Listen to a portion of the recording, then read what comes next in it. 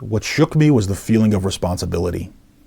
It's one thing to go about it as a layman in layman's clothes and to be a part of the church. But when you become a public part of the church, when you realize people are going to be looking to you for answers, people are going to be looking to you to show them what the church is about, that is a grave, grave responsibility. And I think that was the first thing that hit me the moment I put it on was, this is serious, and I need to take it really seriously.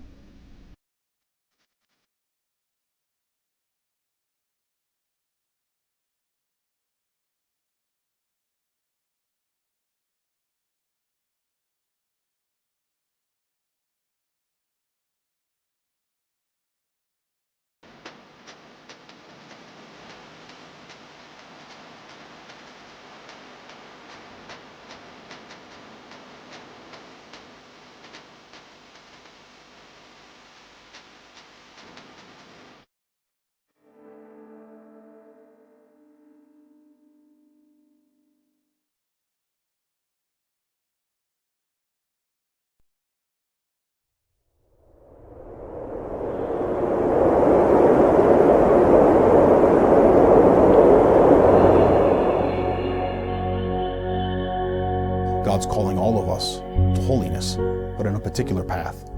And discernment is the means of seeking what is God's will for me as an individual. Discernere means to divide or to sort out. And so to discern is to have experiences, whether that be dating, whether that be visiting a seminary, whether that be visiting a monastery or a friary.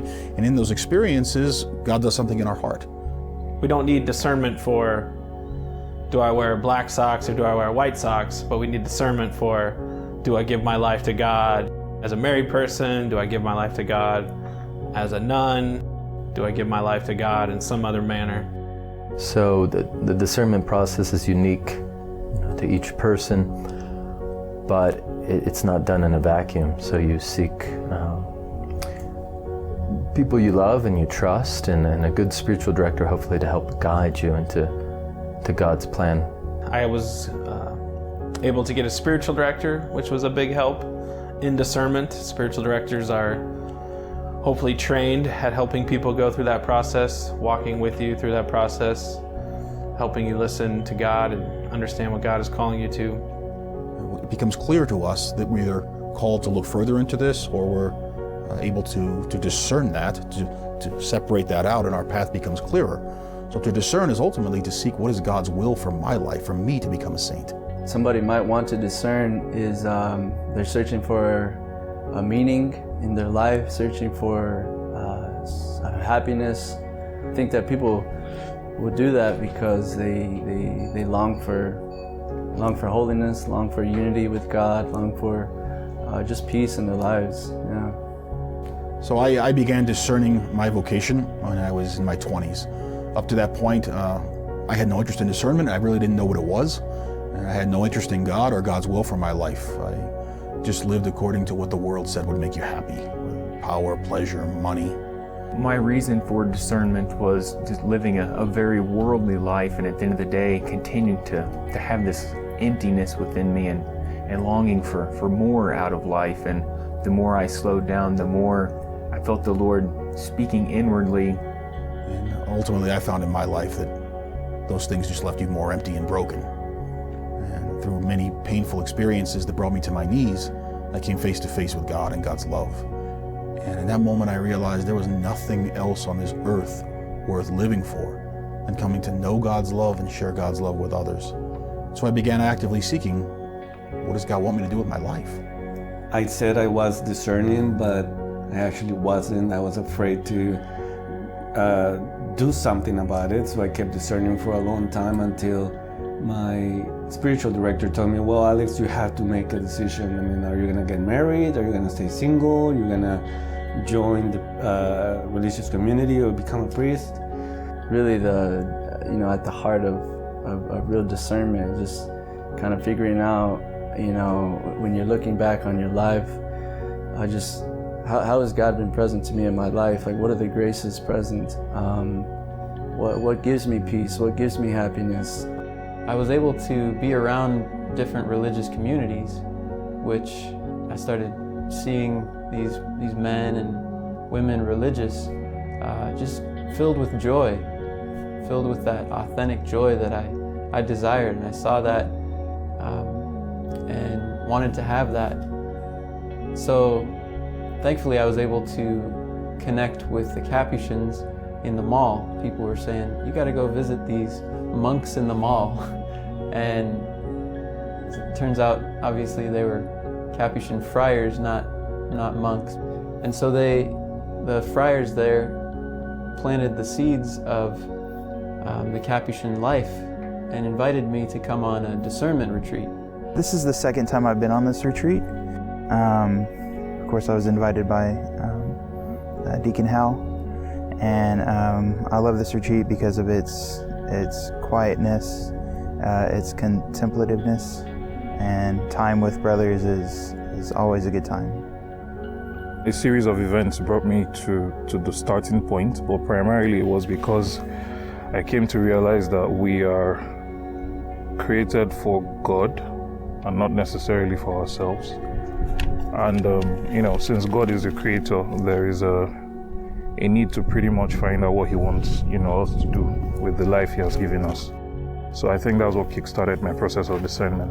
Yeah, like I found the Capuchins, and it was like, just for me, it's centered on a lot, like the transcendentals. We talk about, God being one, God being true, good, beauty. And for me, that was like very much, my spirituality. First of all, I didn't know what a Capuchin was. And then I started reading a book about St. Francis. But it just happened that I came across a book on St. Francis of Assisi. And as I read the book, I got to a point where it was talking about Francis being able to follow God anywhere at any moment because he had no attachments to anything in this world. And I remember a burning desire in me so strong that is exactly what I want. It brought tears to my eyes. I knew I wanted to do something like Francis was doing. And so I did what most people do today. I went to Google, typed in Franciscans, and thousands of queries came up. And so then I had to kind of look through, okay, Franciscans, St. Louis. Well, then about 3 or 4 came up. And I found the vocation director for these different groups, and I started visiting them. Visited the OFMs, visited the conventuals, and the third group I visited was the Capuchins. I was in touch with the Capuchins, and I kept visiting them, and something kind of shook me. I realized I was visiting these guys even when I didn't explicitly want to discern with them, and I started to see them more and more as a family. It just felt like home when I visited the Friars, when I visited the community. And right away, as soon as I visited the Friary in St. Louis, I felt an incredible peace there. It was kind of like falling in love with my true calling, my true meaning and purpose. Kind of like getting that giddy feeling when I used to date, there was a cute girl.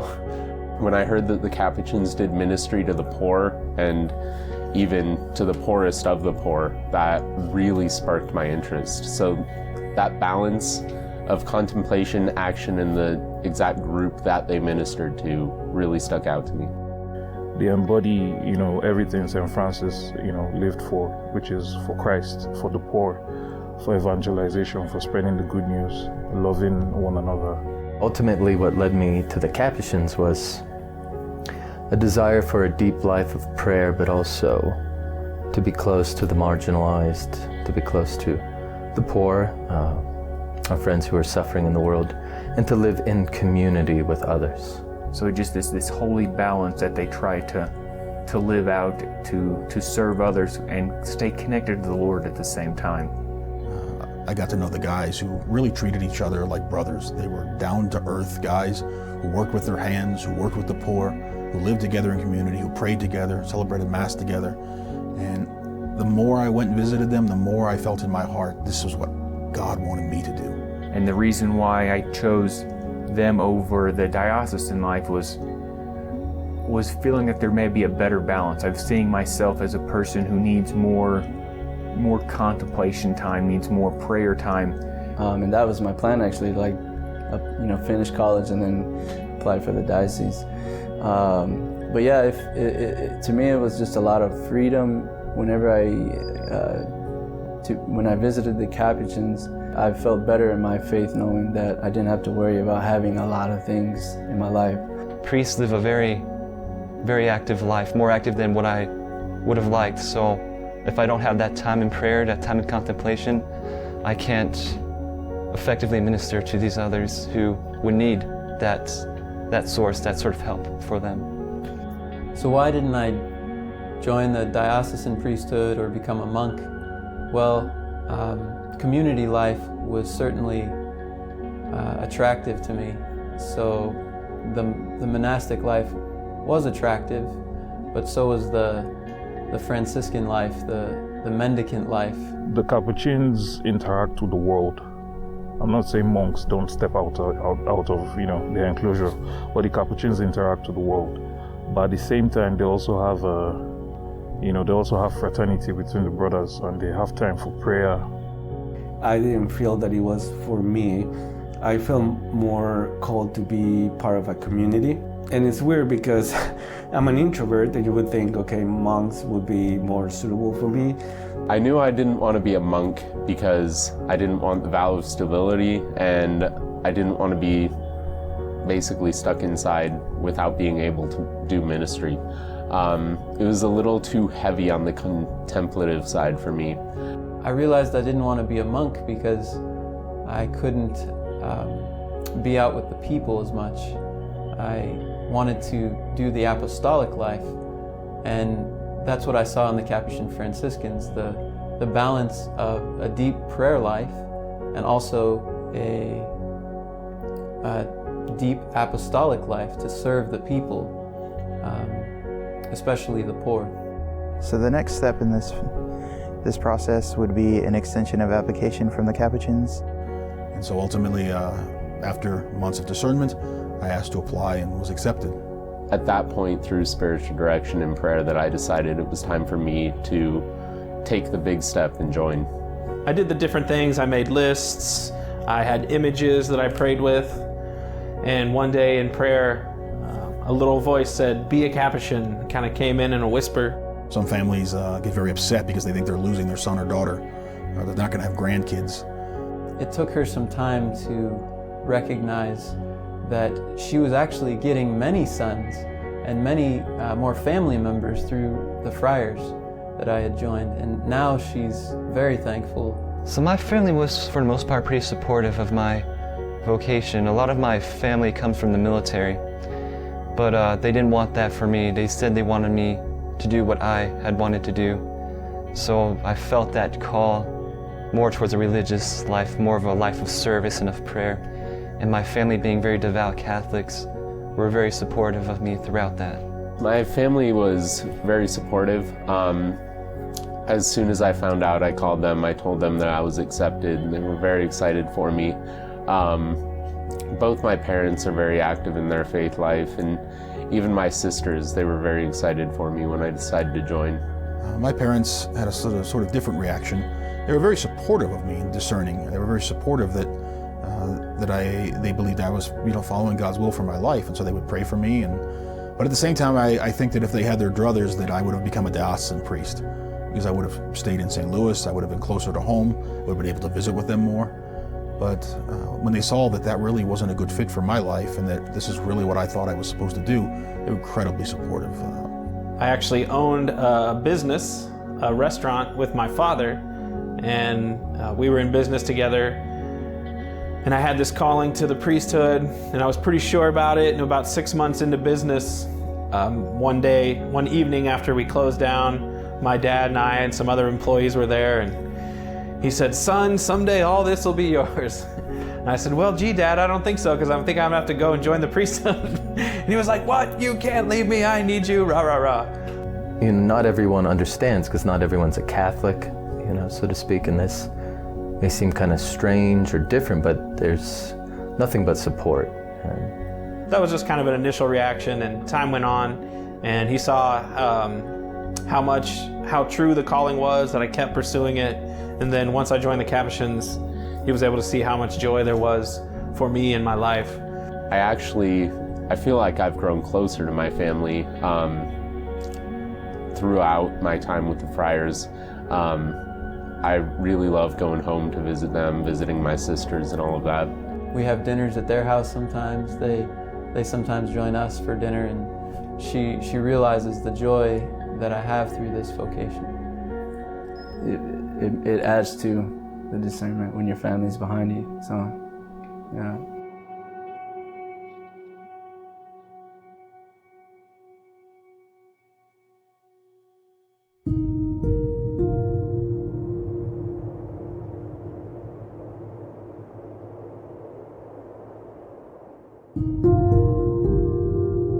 It's very common for religious to have 3 phases in their formation, so postulancy, novitiate, and post-novitiate.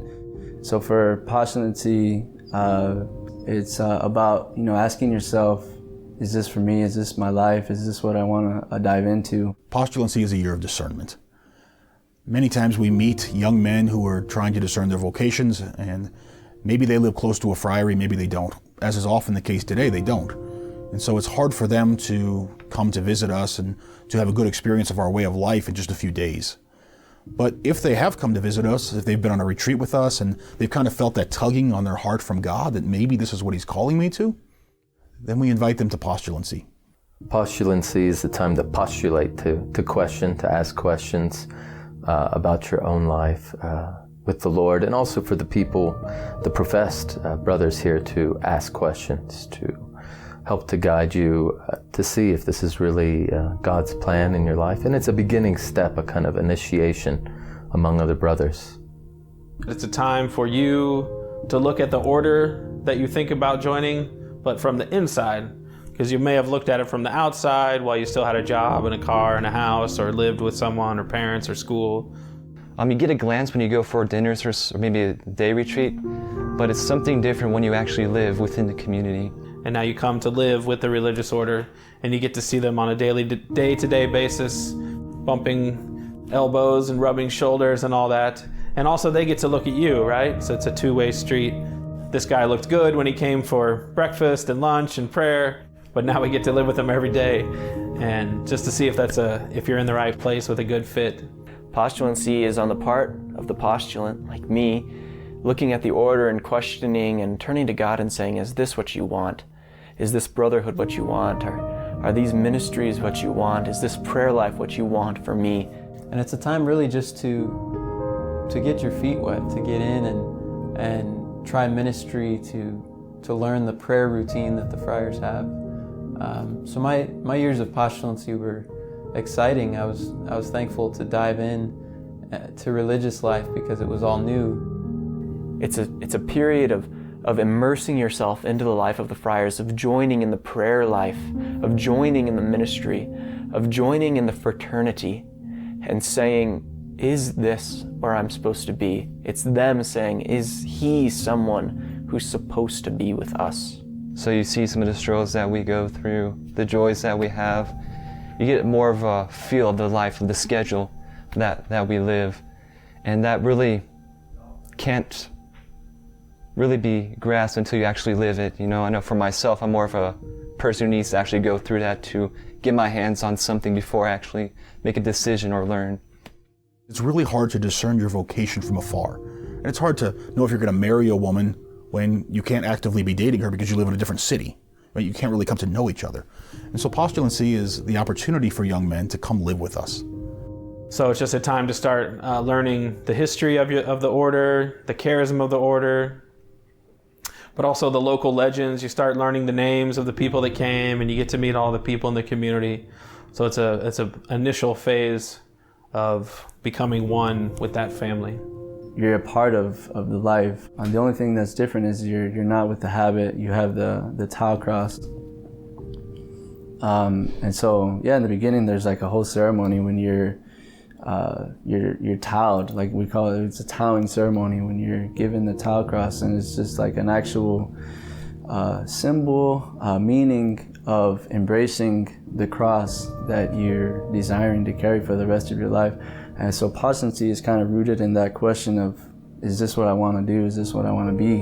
So, They're not in vows. They're not wearing a habit. They don't give away any other stuff, but they live our daily life. They participate in our ministries and in our life of prayer. They have a few classes about Franciscan spirituality, discernment, and it gives them a chance to experience up close what it's like to be a Capuchin. And hopefully that postulancy year is able to deepen their discernment and to give them a greater certitude of, yeah, I need to explore this further, or no, this really isn't for me. For me, the review process to get into the Capuchin Friars there was a bit of work, but it made me reflect upon my faith journey, where I had been, how God was calling me. When I first applied to the Capuchins and they sent me all the files that are part of the application process, I was a little bewildered because it looked like I was applying to join the CIA. The amount of paperwork and testing that needed to be done, I thought, my gosh, this is going to take me years. The application process is pretty long and extensive. You know, I mean, there's lots of questions they ask, lots of background information, having to go for a psyche evaluation, which was kind of intense but good at the same time. Yeah, so the application process was pretty, well, it was a lot more than what I thought it was. I had to fill out some 25-something papers before they could accept my application. So they had a psyche evaluation on top of that, and it's right around that time that I came very nervous about, in the sense of whether or not I'm called to it. I mean, I just graduated high school when I started applying for the Capuchin Franciscans. I wasn't too sure if they wouldn't accept me on lack of experience or because I was so young, but I was a little bit of anxious, first of all, because of my age. I was 38. And my spiritual director told me, well, some communities don't take guys older than 35 or 40 or whatever. I was a convert, so I became Catholic when I was 28. So I'm now 38, and I wasn't sure whether, I would be accepted or not, being older and having gone down different paths. But the process just kind of takes time. If you can start it early enough and then slowly go through each thing you have to do, whether it's the autobiography, letters of recommendation, visits, the psychological exam, you name it. If you can make it extended over a process of time, it's not that overwhelming, and you can kind of deepen and even learn from the process yourself. So the application process to the Capuchin Franciscans was really a gift for me, because I was able to write a religious autobiography and sort through my life, how I had experienced Jesus in my life, how I had come to know God, and honestly share that forth. For me, the application process was a blessing in a way, because it took quite a long time, and there's a lot of different steps involved that make you really look into your own heart and say, is this what God wants for me? Yeah, initially I was like, wow, this is really daunting. But ultimately I decided if this is what God wanted me to do, then I needed to do it, and I'm sure there was a good reason for it. That turned out later there was. The church needs to be really careful about who they're allowing to serve in a public way today. I wasn't really overly concerned and worried about being accepted. I had full trust that if this is where the Lord was calling me, I was going to be accepted. If it wasn't, I wasn't going to be accepted. So I was very open either way.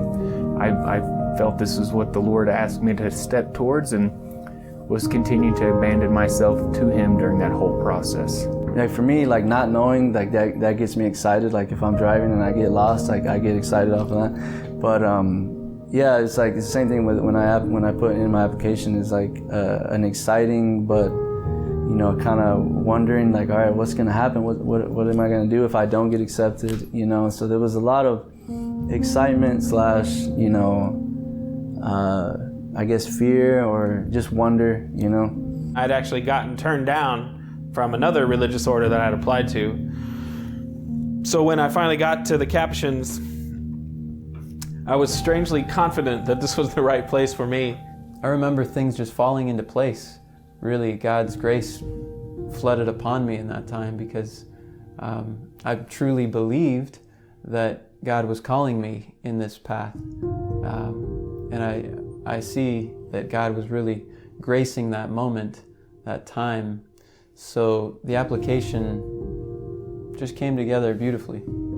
When I realized that God was maybe calling me towards a Capuchin vocation and that he was calling me now, not later, I started to kind of wrestle with, am I going to have to leave CU early? What's that going to look like? Am I going to look like a failure to my friends from high school who expected so much from me? Are my parents going to be questioning, why is he doing this? So when I entered postulancy, I was actually in my last semester. I would have completed my last semester of my English literature degree in college.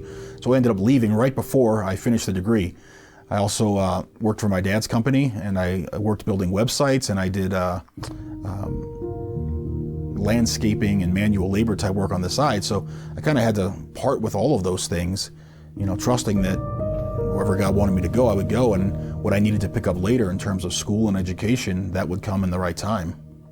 Whenever I put in my application, one of the concerns was that I have student debt from my time in college. And so that was one of the concerns for the community. I spoke to the vocation director about it, and he told me that there's some process of, like, if a certain amount of money, they won't be able to cover if you join the community, but lesser amount of money they will be able to help you with. So they were okay with that. I sent in my application right around when I began my senior year of high school. So I didn't have any debt, wasn't employed at the time. So I didn't have to leave anything like a job or money or that sort. Just this would really be my first experience to step out from my family bond. So that was where I proved the biggest thing I had to leave would have been my family. So for me, thankfully, I really didn't have any school debt or any credit card debt or anything like that to take care of. My dad was really forceful with me that if I was going to go to school, I was going to pay for it, and so I worked my butt off during the summers and even during school to pay tuition to make sure that I wasn't taking on any debt that later would prevent me from whatever I needed to do in life. And so I was fortunate that when I joined the Capuchins, I came without any debt. For about the last year and a half prior to applying, I've been helping take care of my brother. Like I said, I was one of 3 primary caregivers. So with me exiting, that was going to throw an extra load on the other 2, which are my parents. So that was hard for me. It was hard for me to give that to the Lord and say, Lord, if you're calling me to Capuchins, you're going to have to take care of this as well. So it was hard for me to trust and kind of step away and allow him to provide through them and through other means. But yeah, it's been good. The Lord has provided, and I've been very thankful for that. And it wasn't really that hard because I was real excited about joining postulancy. I think it was harder on the place that I worked because I'm not the best cook ever, but I do pretty good, and it's actually pretty easy to impress people at an assisted living center. So they were very sad that I would be leaving and not making food for them anymore. And the boss that I had said, if it doesn't work out, you can come back anytime you want to. So it was actually kind of a good feeling knowing that I had something to fall back on in that manner. Because people always got to eat, and a lot of places look for cooks, and I still enjoy cooking to this day, though. I don't do it in a restaurant anymore. I do it in the friary for the brothers. That's kind of split up between us. We all have different tasks that we take on. We take turns cooking. So, I mean, it's kind of just like living in a family. You know, all the normal stuff exists, and so all that stuff kind of gets split up and taken care of. So in postulancy, there's obviously some responsibilities and expectations that you have to live up to. Number 1, prayer life, making sure that you're on time with prayer, you're going to prayer, you're showing a desire to pray, a desire to live in the life. Morning prayer starts at 6:20, and they have a time of meditation, officer readings, morning prayer, and mass typically. We might have class that day on a certain Franciscan principles or Franciscan history, whereas through the rest of the week we could be serving at Marian House, where we either go out on heart walks where we go to the poor, whether it's in the parks or under the bridges or in the camps, we go to them. And part of it is to model that St. Francis and his encounter with the leper, and that encounter with the leper really changed St. Francis from something that he was disgusted by. He was able to find beauty in that through God's working through him. And then he was able to continue to serve people and really felt closer to God and more able to pray because of that ministry. And we also serve at the mall at our Catholic center, where we usually work at the front desk or work as a sacristan. And also many of us teach at the local parish catechism. So I teach children that are in the first year, so they're preparing for confession and communion, and they're in about third grade. It's very, very beautiful. And if we're here at the Friary, we will regather at noon for midday prayer. And then normally there's some personal time or catching up on this or that until 4:45, which we gather again for meditation, and then evening prayer. And then after that is communal time, meal time, and then basically after cleanup of meal, you have a few hours of personal time, fraternal time, however you choose to use it. And then we gather again at 9 p.m. for night prayer, and then you're done for the day after that.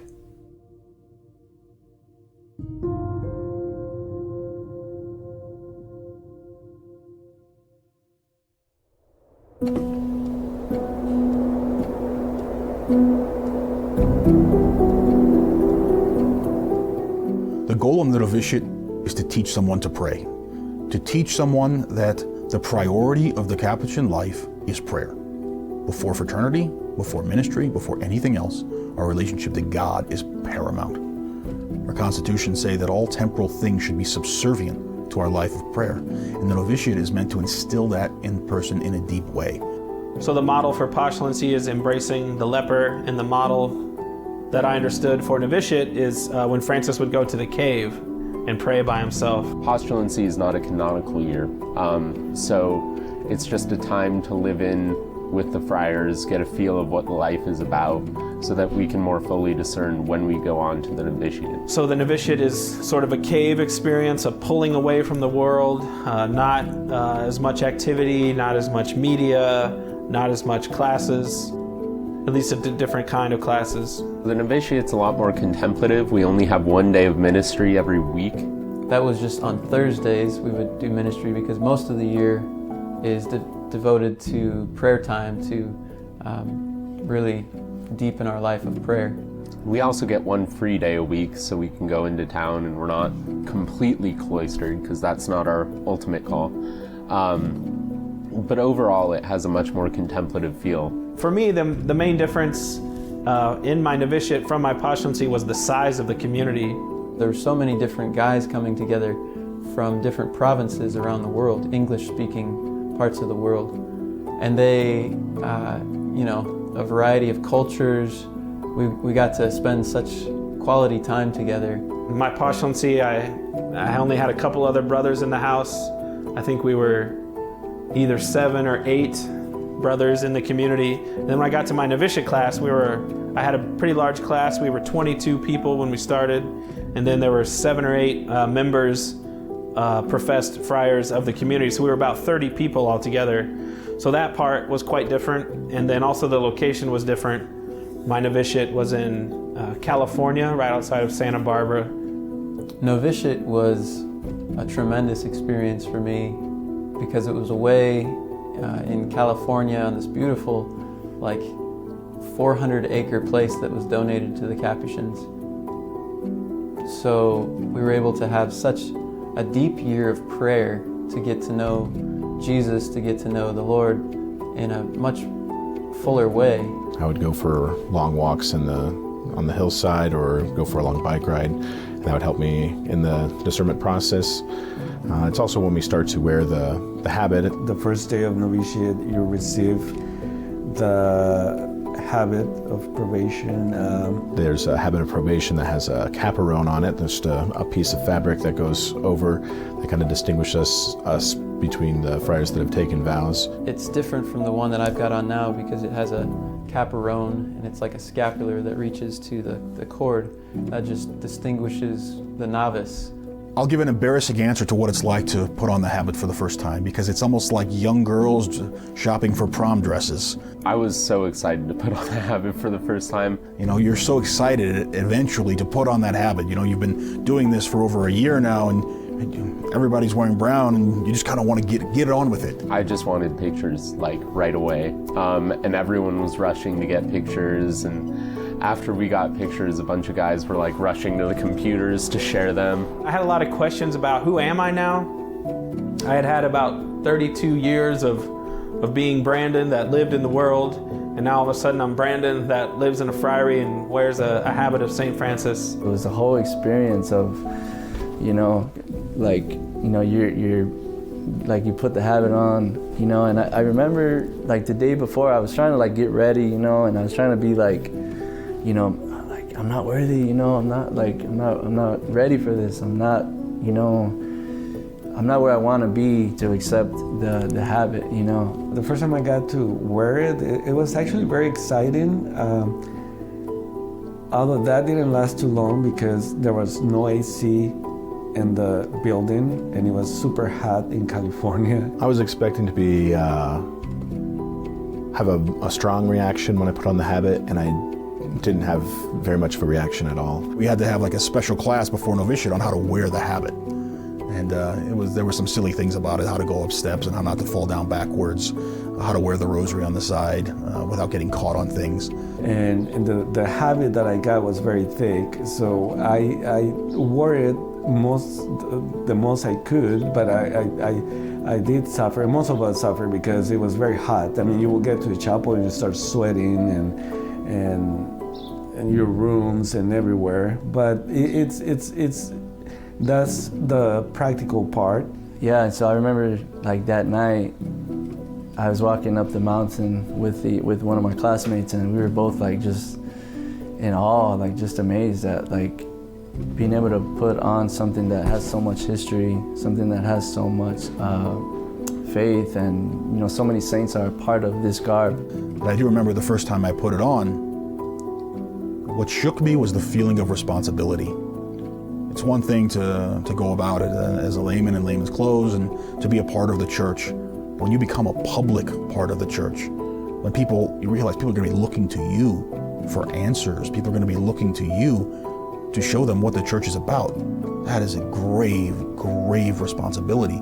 Putting on the habit is kind of a physical manifestation of what's going on in the process, that we're kind of taking on this life and seeing how it fits on us. We're considered a friar when we join the novitiate. That's when we receive the title brother, and in my case, that's when I took a religious name. I've said it until now, and some of the guys laugh at me because I'm like, man, we're friars, man. I'm a friar, I can't believe it, And so that's one thing that I hope never goes away, just like that awe to wear the habit and to just be a part of a history so rich. And I think that was the first thing that hit me the moment I put it on was, this is serious.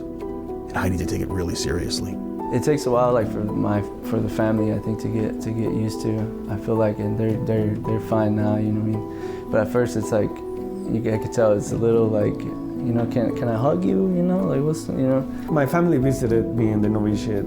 10 of them. I'm sorry. It was a large group, but they spent Thanksgiving over there.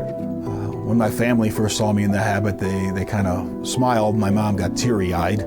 But I think they were just really proud that I had persevered to that point and that I was following God's will in my life. And so I think my mom would never say that, but I think there was a lot of pride. When some of my friends who I knew from high school and kind of my rowdier days saw me, I think they thought I had gone crazy, that maybe I had joined some kind of cult. Before the order, I was very materialistic, and now it was totally different.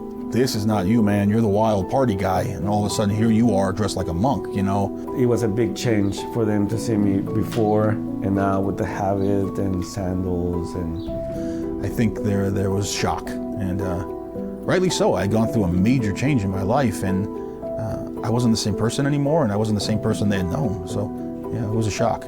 Friends and family were really excited to see me kind of wearing the more tangible sign of what I was doing.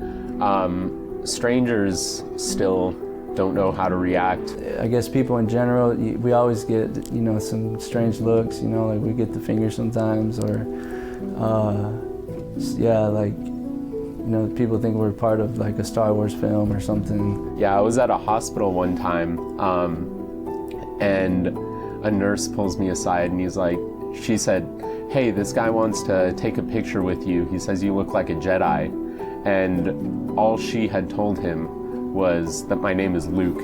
And then I called back to her, I'm like, "Tell him that I was born on Star Wars Day." She had no idea how to react, but so he kept calling me Luke Skywalker. Especially when we would visit the missions that are in Santa Barbara, different places, people would love to take pictures with us. It was like seeing Mickey Mouse at Disneyland or something like that. Feeling part of a community, there's a lot of responsibility. You know, you need to look at all your actions. People are watching all the time, especially if you're wearing the habit of St. Francis. And people will say really bad things to you, and you cannot reply. I mean, you have to remember that you're representing something other than you. Being out with people was different because, you know, they're looking at you, and I was able to deal with that. Well, for me, I've often used the phrase that these are clothes that say Jesus loves you. The cool part is that there's some people who are genuinely interested in why are you wearing that? You know, what's happening? Who are you? I could tell so many different stories. I was on a plane one time, and the flight attendant was coming by, asking for drink orders, and she asked what I was, and I explained to her that I was a friar. Then I explained what that was, and the next thing you know, she sat down in the aisle, stopped serving drinks, and started telling me about her life and all of her problems. She gave me her phone number and asked if I could speak with her after the flight ended, and people nearby were getting very angry because they wanted their drinks. They've really been an occasion to evangelize, to be able to share my faith with people. A few months later, I was traveling somewhere, and I was waiting in near the gate, sitting there waiting for the plane, and a pilot sat down next to me and started telling me how troubled he was and how depressed he was. And the first thing I thought of was, I hope he's not going to crash the plane. So I started talking to him about Christ and about how Christ can give meaning to his life, and we sat there and talked for about an hour before the plane ever took off. It sparks a providential conversation that you can have, and it opens up opportunity for evangelization, for sharing the faith, sharing the gospel, sharing the life of Christ and the life of St. Francis. So I've had lots of crazy experiences. Some people, they don't like the church, and some people are very angry at the church, rightly so. And so sometimes we get the venting of that anger. But that's something we have to accept if we're going to be the public face of the church. If we're going to follow Christ, then we have to expect, like Jesus said, you're going to have trouble in the world. Yeah, so the classes that we took at Novitiate they varied. A lot of them were dealing with Francis and the Franciscan charism, what it is to be a Capuchin. So some of the things that we study are like the history of the Friars, the life of St. Francis. We study the history of the Capuchins. We looked at the different provinces as well. Some of it, even some pieces of studying scripture, of how to look at different commentaries and that kind of thing. Just going into aspects of the faith that are important for us as guys living in community, like prayer life, contemplation, meditation, learning about those things. We spend a lot of days in silence. We have hermitage days. It's a beautiful, beautiful property. It's about 480 acres, so there's a lot of space to walk and get lost with the Lord. The novitiate program was one of the best years of my entire life, and you hear that among some of our guys in formation, that's the best year of your life. And I say that because it's a formational year, more monastic. All of these conditions weren't set up to restrict our freedom. All these conditions were set up to push us towards prayer. When you're there and you have nothing to do but pray all day, you're able to spend 3, 4, 5, sometimes 5 hours a day praying. You greatly deepen your relationship with God. You're being taught how to pray as a friar. You're learning how to minister as a friar. The novitiate year allows you to realize that God is your primary reason for being alive. Your primary vocation is to get to know God, to love God, to serve God, and to bring God to others. And that's what the novitiate is really trying to instill in young men, so that when they are brought into ministry afterwards, they don't lose the primacy of prayer. But during this year of novitiate, you're discerning more if you want to commit yourself for at least for 3 years of temporary vows, simple vows. I was able to discern the Capuchin life, to recognize that God truly was calling me to this path, to the point where I would take vows, that I would profess my temporary vows, which are for 3 years. There was still lots of questions as I was going on this process, doubts, but by the end of the year I still felt called to continue on in the process and move on to post-novitiate and to take my temporary vows.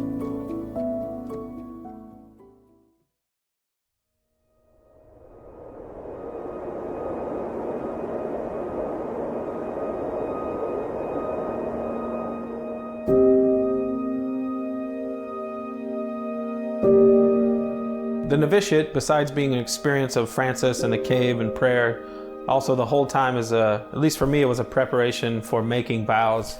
If we're approved to profess temporary vows, we profess the vows of poverty, chastity, and obedience, which are represented by our cord: poverty, chastity, and obedience. So sometimes I've heard it said, no honey, no funny, no money, or no bling bling, no sweet thing, and Jesus Christ is my King.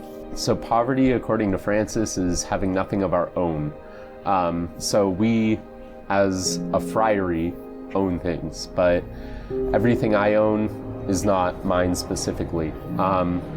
So the way it kind of works is sort of a what's mine is yours mentality, so that if one brother asks me to use something that I own, then I can hand that over because it's not totally mine. We hold property in community, but then we also try to live a life that's simple, in which even the poorest people would be comfortable being with us. Chastity is pretty simple to explain. We can never get married. Basically, with chastity, we live a chaste life for our state of life, which means that we don't have any wife or children, or we don't have any sexual partners. That's very practical as we live in a fraternity, and it opens us more fully to minister to whatever flock that we're called to. Obedience. We have superiors within a house. We call them a guardian. Then we have the superior that's for the province. He's the provincial minister, and then we have the general minister who's over all the Capuchins throughout the whole world. And basically, we are vowing to do what they ask us to do. What they would ask us to do, sometimes we don't necessarily see it that way, but a lot of times it's more of a conversation than this is what you need to do. I think it's rare when they actually say this is giving you an obedience to do this thing. But basically, as St. Francis was living his life, he'd always be subject to all, that Jesus came to be basically powerless, the one that has all power. And so in the same way, we imitate that in our humility, in being subject to others within our community, but also in the broader sense of the community as well, being subject to those that are in charge of our nation and state and those kind of things as well. The vows mean really a yes. They're a no in service of a greater yes. So I say no to a spouse so that I can be fully engaged with this religious community and fully able to serve in the church. I say no to a bank account and my own money so that I can be fully able to not worry about money and care about having to have all the right things and trusting more in God's providence. I say no to directing my own life so that I can be available to God, to be obedient to God, and let my life unfold in God's will. And those vows are usually taken for a period of 3 years. And people often mistakenly think that this is a period of 3 years offered for further discernment. That's not really the case. Prior to the 1983 Code of Canon Law, there was no such thing as temporary vows. You went from novitiate into lifelong vows. The way the old friars did it was they had 1 year of novitiate and then they took final vows, which started to be a few problems with that. So what the Code of Canon Law changed in 1983 was for the benefit of the religious order, not the discernment of the brother. It was, in case something critical came up during this time of additional formation, such as, schizophrenia or some serious disability that would prevent the brother from living a healthy religious life. So this period of temporary vows wasn't given for the sake of the brother's additional discernment. It was given for the assurance of the order that they were getting and allowing a man into their formation who was going to be a fit for the community. At this point, it's not like a coin flip of, well, maybe it's good or maybe it's not, but we're really making a concrete decision that this is something that we want to do. And that officially begins your post-novitiate experience, which usually lasts 6 to 7 years. And really, it's that first year of post-novitiate is to help the friar integrate the experience of the novitiate when they had complete freedom to pray and developed a deep prayer life, and to begin to integrate that into a more active life of study and ministry. And then again, that time is modeled after the life of St. Francis, and after some of his own encounters with God, and through his time of prayer, he felt called to begin rebuilding this one specific church in Assisi. So it's this sort of rebuild my church time. What are you going to do to help build God's kingdom with your life? Usually in the first year of post-novitiate, a young brother is attempting to discern, is God calling me as a friar and as a priest, or is God calling me as a friar who will remain a lay brother? And so kind of coming to that discernment will determine the path that the post-novitiate follows. Either a young man will enter seminary formation, or he'll get some kind of formation for lay ministry. So we do a little bit of theology for everyone because, as one friar said, if you're going out and wearing a habit, you should know a little bit of theology. Just because people engage in those conversations very often. So that's required for everybody, just so we aren't completely oblivious as we represent the church. We also study for our specific ministries. For guys who are going towards priesthood, this would be philosophy and theology. We jump right into seminary studies in Denver, St. John Vianney. It's like philosophy years 1 and 2. Philosophy is kind of the foundation that you build your theological studies on. Yeah, more formal, more reading. And so we're like in the formation process with the seminarians, but we're kind of separated. After the philosophy studies, I continued theology, and that's in San Antonio, Texas, at the Oblate School of Theology. So far, I've done 3 years of theology there. In San Antonio here, we go to school with lay people, so our school schedule is more ordered towards that way of life. So those are very formal, go to a classroom, other students, here's the homework, turn it in on time. Partly due to a school schedule, we have a much earlier wake-up time in the morning. But after morning prayer, mass, meditation, we go off to school. Which is much different from the novitiate. The novitiate is all friars, and there may be reading and assignments, but it's not homework like being in school. Among that, there's also fraternal time scheduled in our, at least within the week, not necessarily in daily life, but again, we always try to be fraternal, even day to day, but we try and schedule a specific time to come together at least once a week. Along that time, we're also still doing some ministries. We try and get a variety of ministries and see what we like best and what we would like to really focus on once we either get ordained or get the degrees that we're going towards if we're not going towards priesthood. For guys who are not going towards priesthood, this would require some more ministry discernment to see what exactly they feel called to. It took me a while to come to the point of what I wanted to do as far as ministry. Basically, it was being pointed at or admonished to say, hey, you're getting at the end of the rope here, time-wise. What do you want to do with your life as being a Capuchin? And I thought, oh, yeah. So just discerning where my gifts lie. For example, we have Brother Augustine who studied to be a nurse as a post-novice. Nursing was a very reasonable way to go. It was still something that could be done as a friar. It was something that was really, it was extreme ministry, and it's historical. Many of the first friars died during the plagues back in the 1500s. So that's another reason why I went into nursing, was to try to carry on that historical part, but also a different side of who we are as ministers to people and to each other.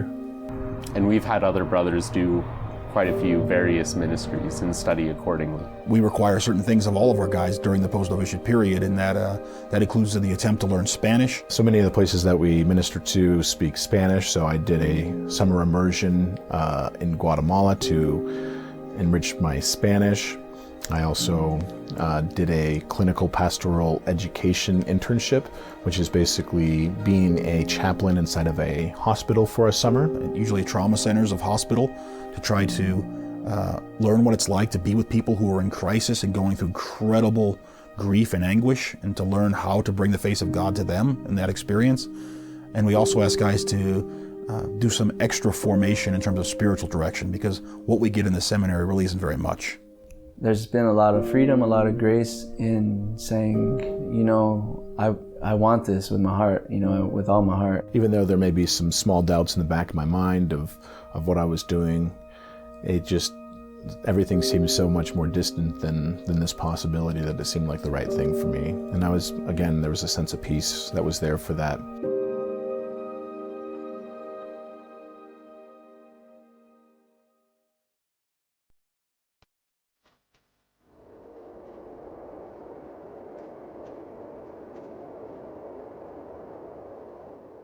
So when you finish your post-novitiate, you make solemn vows. The solemn vows are lifelong vows. So whereas before you had been in temporary vows that are going to expire eventually, these are vows that you're making for the rest of your life, similar to marriage vows. I'm not really sure, to be honest. I don't know if I'm still in post-novitiate or not. I guess I would say that post-novitiate technically ends once we take solemn vows, and then we're still continuing our ministerial training, so we're still in that stage of initial formation, even though we're no longer in post-novitiate. So when the novitiate ends, you go back to your province and you make temporary vows, and then you have a period of discernment, 3 to 6, usually years of, okay, I'm living this life, I've made these vows, do I want to commit to this officially forever? The idea of temporary vows even is that you are committing to this forever, but then you get to sort of solidify that again when you make a final vows. I'm more anxious mainly just because it's final, but the friars treat temporary vows as our main commitment. Temporary vows are supposed to be kind of thought of the same as final vows. So when we celebrate an anniversary of vows, we celebrate the anniversary of our temporary vows. For me, I didn't really see any difference between the two, because I felt at home among the friars. It always felt like home, so I didn't really have any problem taking vows. Now, the living out of them and promising them every day, you know, that comes from different place. It's not an easy life. I mean, there's difficulty in all vocations, but I felt very called to profess this life and live as a Capuchin friar. I thought I knew what they were about, and I thought I knew what living as a vowed person meant. But then as I continued to live, I realized that I didn't. And for me, I'm a hands-on learner. So I can take a class on the vows, and I can read the constitutions, and we can have these, you know, talks and discussions and things in the novitiate. And it's like, oh yeah, that sounds great.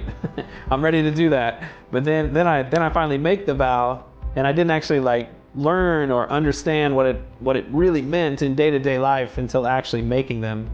It took a lot of discernment compared to the temporary vows, but by that time, I think the discernment process had unfolded in my life, that I was used to listening to God's call, listening to the promptings of the Holy Spirit. I remember when I was making my retreat before my solemn vows, and in my mind I had already, come to the conclusion that I'm never going to be a husband. I'll never be married. I'll never have so many of the familiar experiences that I had within my own family growing up, that really wasn't going to be a part of my life.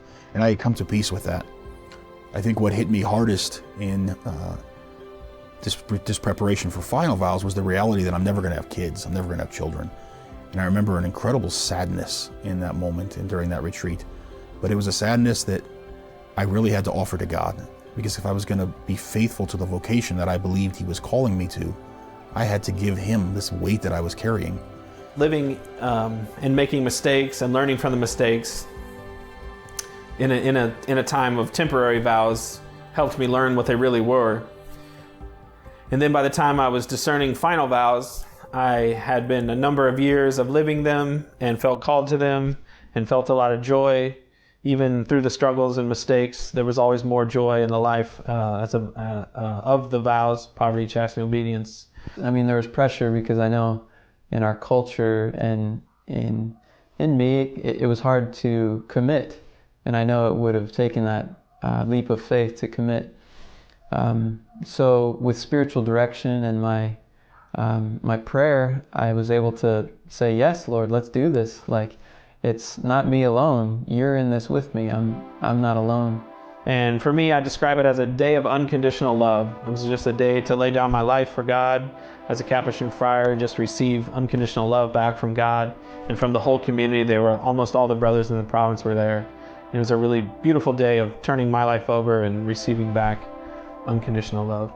For guys who sense the call to ordination, then initial formation takes a little bit longer, even after solemn vows. And the guys to the lay brotherhood, it could take a little longer as well, but it just means finishing the school or the type of formation preparation that they would be involved in. Depending on our route, we can continue studies after we profess final vows, which is the case for pretty much all of our priesthood candidates. So not much really changes in the day-to-day after that. But then comes our actual life of ministry. You're assigned to a particular ministry. And a lot of that depends upon your strengths, your gifts, what you've been trained and formed to do in the order. But our order always has specific needs, whether that's working with the homeless, whether that's working in a soup kitchen, whether that's working in a parish. But whatever the needs of the order are, after your time of final vows, that's where you're going to be assigned to a particular ministry. A friar will finish his studies, and depending on what the brother and the provincial council decide in communication with each other, the brother will really dive into his ministry. For me, I'm working in jails and prisons and ministering to that population, being able to do communion services for them, do Bible studies, and also help those that want to enter into the Catholic Church or finish their sacraments, doing an RCA process with them. And it's funny how God works, because it's true. I don't have kids of my own, and I never will. But within 3 years, I ended up working in youth ministry, which I've been doing for 10 years, and I have 40 to 50 kids who call me father. So God has a great sense of humor. I also did ministry with the Friars and taking care of the needs they had, especially those who were elderly or dying. I still felt a calling to ministry, specifically to the ministry of priesthood, so I was able to continue those studies. The main thing would be ordination for priesthood, sacramental type of ministry. And so my studies and everything are geared towards that. So I'm in this kind of in-between stage where I'm not quite in full ministry, but I'm also kind of moving out of the stage of post-novitiate. I was now in a more intense phase of ministry formation, so I feel called to minister as a priest. So now I'm studying for priesthood for a number of years at the theology program at the Oblate School. One of our friars, Didicus Dunn, used to say, constantly in formation, constantly. We have initial formation and ongoing formation. And so initial formation is that process of entering, being accepted, entering into the order. Those are first steps of postulancy, novitiate, post-novitiate, formation for ministry. But then ongoing formation has to happen. because God's never done with us. And if we think that there comes a period in our life where I'm done being formed, then we've stopped our conversion. You have to go, it's not just one thing that you stop. Like the Gospels, you never stop understanding them because you're at different places and different times. We constantly need ongoing conversion. That means monthly, taking days of recollection, taking time for retreats, making sure we're going to regular confession and spiritual direction, reading spiritual books. All of these things are incredibly important. Looking at our vows, looking at our constitutions, looking at our rule, making sure that we're continually striving to be more faithful to the life we vowed.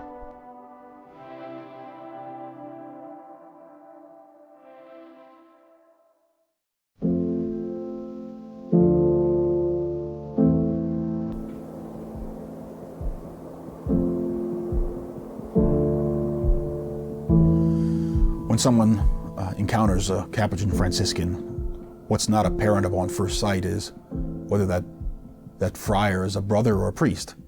So not all brothers are priests. A lot of us discern that way, but we all consider ourselves brothers. As Francis said, it's brothers without distinction.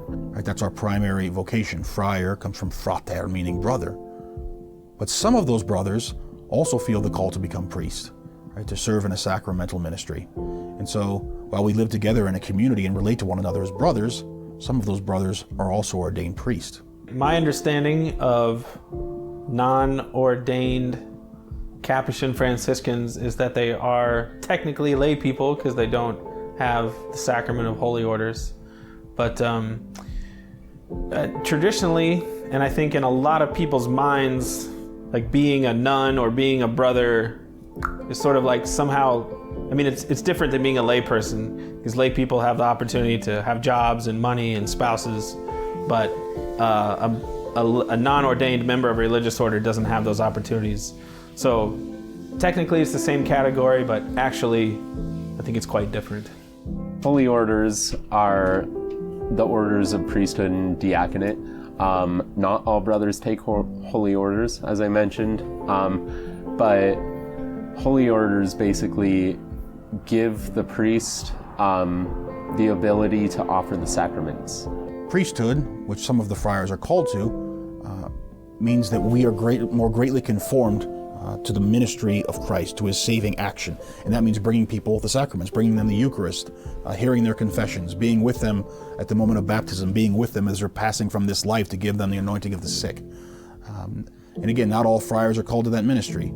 Some friars serve in lay ministries, and so they're lay brothers. Right? They're consecrated religious, but they're also function in lay roles within the church. There's definitely it's not the same being a lay brother and a priest, but it's also not that different. We wear the same clothes, we live in the same friary, we pray in the same chapel. In our house, we don't even really call ourselves by a title, we just call each other by a first name, and there's not really a power struggle between us. We try and treat everybody in the house as an equal. Of course, we do different ministries. Obviously, a priest is going to do things that a lay brother can't do. But yeah, we ride in the same cars. So I think we're really, the order today, at least here in my province and my part of the world, tries to keep that as much unity within the order, not based on having or not having holy orders. Whenever we profess vows, whether are simple or solemn vows, we're discerning to be a Capuchin Franciscan. We're not discerning to be a priest. Typically, what we would talk about in discernment for religious life and priesthood, we would normally say that the first call is to religious life, and then priesthood would be a call within that call. So the first thing you do when you enter the order of the Capuchin Franciscans, ideally is to discern that call. Am I called to live as a brother? And then once you've discerned, yes, I'm called to live as a brother, then the question is, how do I want to serve the world? And many of the brothers feel a calling and answer a calling to the priesthood, but not all. There are more priests than brothers. Originally there were not. There were more brothers, and I think that's one of the reasons why I stayed. If it was good enough for Francis, hey, why not? But if there were more people listening, to that whole prayer that the whole church prays for more priests in the world or in the church. If we were to listen to that, everybody, more people would be drawn by the Holy Spirit to live religious life. And if we have more religious, priesthood will flow from that. So then is the priesthood part of the Capuchin vocation or an addition to it? I think maybe somebody else could answer that better, probably Father Joseph Mary. Yeah. I haven't lived it yet.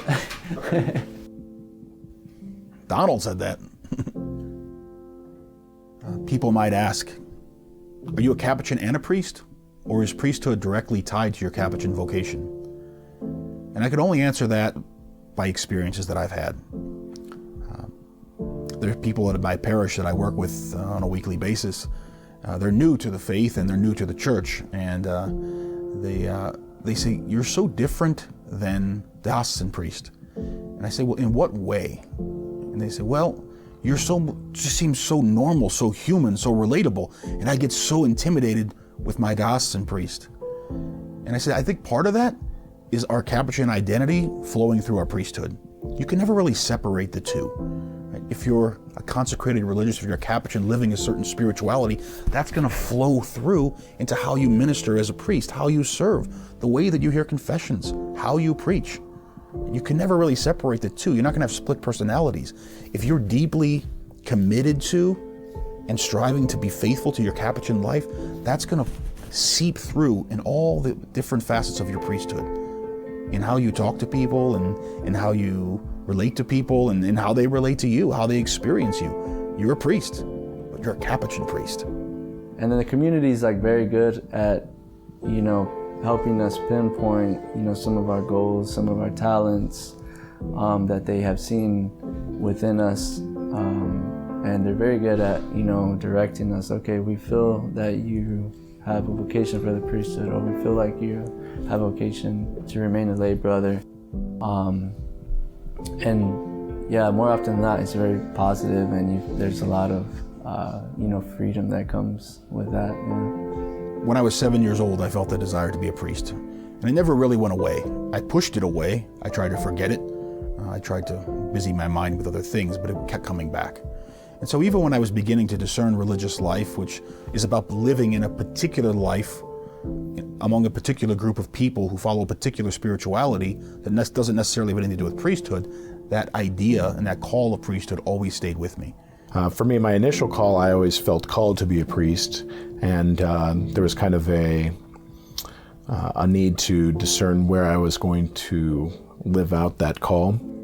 As a young person, even in grade school, I felt an attraction to the priesthood without even understanding why. There was something awe-inspiring to me about the Mass. And so I began looking in St. Louis, where I'm from, at the local seminary there. And the more I went, the more I visited with the vocation director and got to know some of the seminarians and what their life was like, the more I got to know my own pastor in my parish and kind of see the things he was involved in, it became really clear to me I wasn't called to that. Not that those are bad things we need to ask, and priests are great, but it wasn't for me. Through the heart and the hands of a priest living under the charisms of the Capuchin friary, the Capuchin community, so I felt very called to live, as a Capuchin who's been, I guess, graced, gifted with the hands of, a priest. So I don't remember a time where I really felt that I was moved that way. I'm in awe of that mystery, of the coming of Jesus at particular times in those sacraments, and I just don't feel it moving out of me as a inspiration. I guess to go back to the very beginning, what sort of started me on this whole journey was asking God what to do with my life. I had to make this decision between working for my uncle in a restaurant in the big city, or leaving that behind and going to open a restaurant with my father in a small town. And in that moment, I prayed to God through the Blessed Virgin Mary with the prayer of the Memorare. And in those moments, I heard three little words: be a priest. And so it was in my discernment and my journeying of answering that call, those three little words, be a priest, that I felt like God led me into religious life for various different reasons, and then also has continued to call me to the priesthood. I went on a silent retreat that was specifically ordered towards what do I really want to do for ministry. So when it got to the silent retreat, I really felt a strong calling again towards priesthood, and that's when I kind of made my final decision to remain on this track. In your local parish, you have a priest. More than likely, he's a diocesan priest, so he wears the Roman collar. For Capuchins, parish ministry is not a large part of the ministries that we do. And even traditionally, Capuchins did not take on parish ministries. Parishes is one thing that we do as Capuchins, and it's more of a recent thing. Friars didn't really own parishes until we came to the U.S. Our work is primarily among the poor and the marginalized, whether that is in soup kitchens or homeless shelters, whether that's working with the sick or the dying, whether that's working in prisons. We particularly work with people who are on the margins of society, people that our culture says aren't important. Right? They're important to God. One of the reasons that we do have friars at parishes is because we go where the need is, and at the time that we came into the United States, there was a lot of need for friars to take parishes. Bishops often want priests. They need priests because we don't have enough of them. And so what often happens is he'll prevail upon the provincial to provide with priests. And so we try to always take on poor parishes because we feel that's where our ministry is. And so some of our friars do serve as pastors in parishes, preferably among the poor and the marginalized. We're called to live a life of brotherhood in the same ways that Francis was called to, like live, in community together as a brotherhood, ministering together as brothers. All of us at the heart are brothers to one another and to the whole world. That's really what Francis saw as a universal brotherhood to the world. We can kind of float through life trying to do our own thing, but for me, I found out that just led to emptiness. So there came a point where I said, what do I do now? And it wasn't an open-ended, what do I do now? It was a question directed towards God. Come, Holy Spirit, tell me, what do I do now?